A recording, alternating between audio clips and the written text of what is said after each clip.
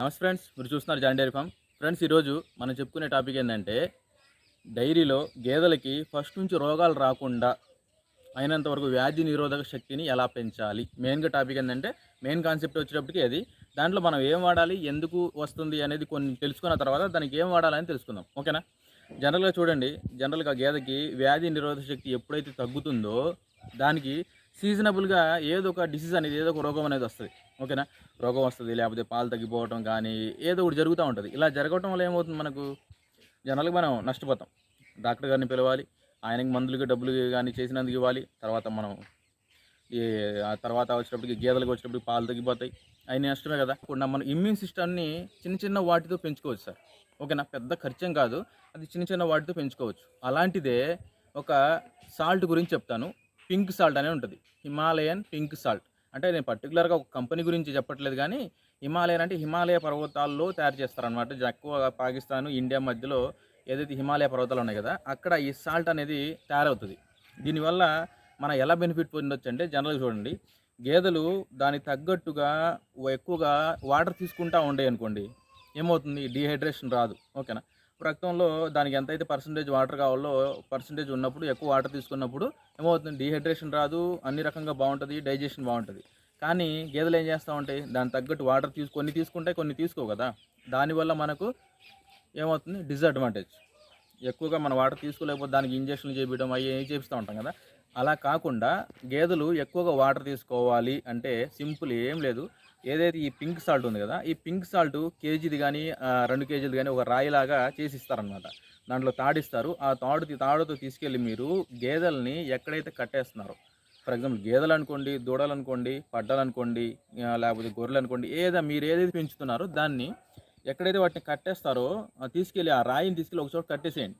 కట్టేస్తే ఏమవుతుందంటే, గేదెలు జనరల్గా గడ్డి తింటూ ఉంటాయి కదా, గడ్డి తింటానే వీటిని కూడా లిక్కింగ్ చేస్తూ ఉంటాయి, అంటే నాగుతూ ఉంటాయి దాన్ని. ఇలా నాకడం వల్ల ఏమవుతుందంటే, ఏదైతే హిమాలయన్ సాల్ట్ని నాగుతూ ఉంటాయి కదా, అది చాలా టేస్ట్గా ఉంటుంది. మనకంటే ఉప్పగా ఉంటుంది, కానీ వాటికి చాలా టేస్ట్గా ఉంటుంది అనమాట. ఇలా నాగుతూ ఉండటం వల్ల వాటికి ఆటోమేటిక్గా దాహం వేస్తుంది. ఓకేనా. దాహం వేస్తుంది. ఆ దాహం వేయడం వల్ల ఏం చేస్తాయి, వాటర్ని ఎక్కువగా తాగుతాయి. ఈ వాటర్ని ఎక్కువగా తాగడం వల్ల ఏమవుతుంది, దాంట్లో వాటికి డీహైడ్రేషన్ రాదు.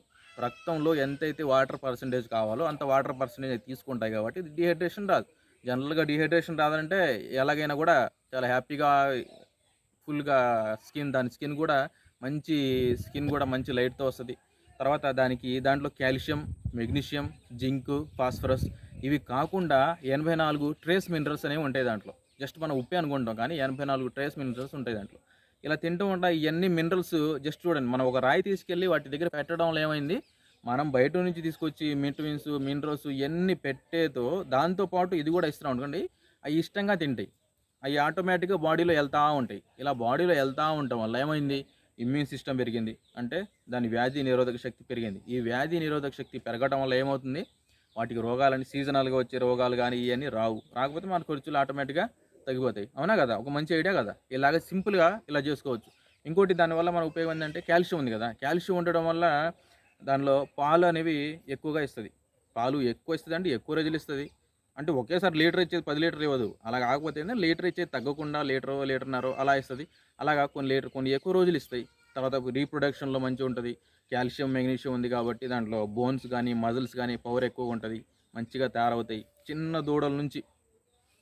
చిన్న పుట్టిన దూడల నుంచి మీరు దేన్నైనా ఇవ్వచ్చు. సూడిదానికి ఇవ్వచ్చు, లేకపోతే పాడిదానికి ఇవ్వచ్చు, లేకపోతే గేదెలకి ఇవ్వచ్చు, గొర్రెలకి ఇవ్వచ్చు, మేకలకి ఇవ్వచ్చు, దేనికైనా వేసుకోవచ్చు. మనం కూడా తినవచ్చు, ఒక రకంగా చెప్పాలంటే. ఓకేనా. దీన్ని మనం ఎలాగైనా వాడుకోవచ్చు. ఒక మంచి బెనిఫిట్ అయితే మనం దీని ద్వారా పెంచుకోవచ్చు. ఓకేనా. ఈ పెద్ద ఖర్చేం కాదు. ఇది బయట మీకు ఎక్కడ దగ్గరలో దొరికితే తీసుకోండి, లేకపోతే డిస్క్రిప్షన్లో ఇస్తాను, తీసుకోండి. ఓకేనా. ఒక మంచి ఉపయోగం అయితే ఉంటుంది. ఈ వీడియో మీకు నచ్చిందే అనుకుంటున్నాను. నచ్చితే మాత్రం సబ్స్క్రైబ్ చేయండి, లేకపోతే వద్దు. ఓకేనా ఫ్రెండ్స్. Thank you. మళ్ళీ నెక్స్ట్ వీడియోలో ఒక మంచి ఐడియాతో మళ్ళీ కలుద్దాం.